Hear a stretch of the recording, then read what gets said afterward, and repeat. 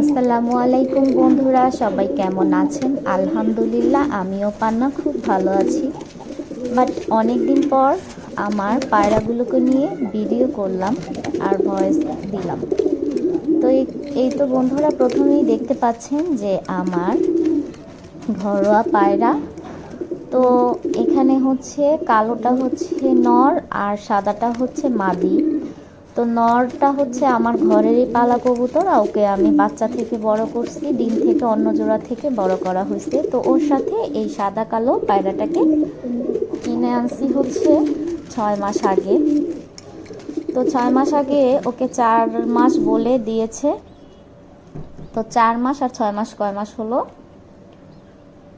8 মাস। 6, 7, 8, 9, 10 মাস হয়েছে। তো 10 মাসে ও কোনো ডিম দিচ্ছে না, বাচ্চা ফোটার কোনো সম্ভাবনা নেই। তো চিন্তা করছি যে ওকে জব দিয়ে দিব, শুধু শুধু পেলে লাভ কি? ডিম তো দিচ্ছে না। অন্যান্য ওর সাথে যেটা আনছি ওর চাইতেও ছোট, সেটা কিন্তু 3 বার ওর সাথে ডিম দিয়ে দিছে, বাট ও ডিম দিচ্ছে না কেন যেন। তো ফাইনালি ওকে জব দেওয়ার ডিসিশন নিয়েই নিলাম। বাট যেদিন জব করব বন্ধুরা, মিরাক্কেল ঘটছে যে তার আগের দিনই মাশাল্লাহ সে ডিম দিয়ে দিছে। তো আলহামদুলিল্লাহ, এটা হচ্ছে আল্লাহর অনেক বড় নিয়ামত। এত খুশি হয়েছি আমি আর আমার হাজব্যান্ড, উনি বলার বাহিরে। কারণ আমরা কবুতর পালি খুব শখ করে, আসলে ওদের থেকে আমাদের কোনো লাভ হয় না, কোনো কিছুই হয় না, বরঞ্চ লসই হয়।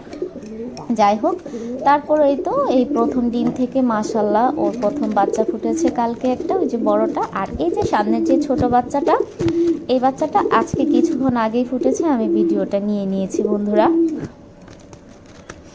তো এখন একটু ওরা যখন ডিমে বসে তখন ওদের ঘরে বারবার ডিমে হাত দেওয়া যায় না। তো তাই চারিদিকে ওরা যখন টয়লেট করে বা খাবার টাবার ফেলে দেয় তখন এত বারবার নাড়াচাড়া করা যায় না, তাহলে ওদের ডিমে বসতে তা দিতে সমস্যা হয়। তো তাই চারদিক নোংরা হয়ে যায়। তো যেহেতু এখন এমনিও শীতকাল, তাই ওদেরকে একটু ভালোভাবে পরিষ্কারই রাখতে হয়। আমি প্রতিদিনই পরিষ্কার করি, যেহেতু ওরা পাখি অবশ্য জিনিস, ওরা কিছু বোঝে না, তাই ওরা নোংরা করবে, এটাই স্বাভাবিক। তো এই তো বন্ধুরা, পরিষ্কার করে জায়গাটা পরিষ্কার করে নতুন একটা কাপড় দিয়ে দিলাম, যাতে বাচ্চাগুলোর গায়ে তেমন কোনো ময়লা কিছুই না লাগে। 2টা বাচ্চাকে একসাথে দিয়ে দিলাম। মা পাখিটাও শান্ত, নর পাখিটাও শান্ত, বাট নরটা বাচ্চা দেওয়ার পরে কেমন ফুসফুস করে, মানে হাত দেওয়া যায় না, ঠোকর দেয়। তো নরটাকে আলাদা করে ওকে পরিষ্কার করে দিয়ে আবার দিয়ে দিলাম। তারপর নরের পাটাকেও সুন্দর করে ধুয়ে দিলাম। তো বন্ধুরা, আমার এই কবুতর জোড়ার জন্য এবং সবগুলো জোড়ার জন্যই আপনারা দোয়া করবেন।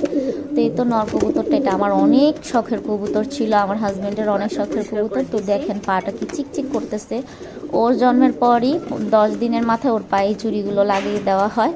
আর এই চুড়িগুলো যখন ও নড়াচড়া করে ঝুনঝুন ঝুনঝুন করে, সব সময় চুড়ি যেরকম ঝুনঝুন করে বা চুড়ির একটা শব্দ হয়, ওরও সেরকম। তো বন্ধুরা, সবাই ওদের জন্য দোয়া করবেন, ধন্যবাদ। তো তারপরে চলে গেলাম রান্না বান্নার কাজে, মাছ ভেজে নিচ্ছি।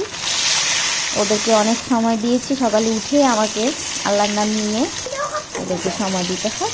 এই তো তারপরে রান্না বাড়ার প্রস্তুতি চলছে, রান্না করব। তো রান্নার ভিডিওটাও আপনাদের সাথে আবার শেয়ার করব। বন্ধুরা, সবাইকে কোথা থেকে দেখছে অবশ্যই আমার ভিডিও যদি ভালো লাগে আপনাদের কমেন্টস করবেন অথবা সাবস্ক্রাইব করবেন, আমার চ্যানেলটি ফলো দিবেন।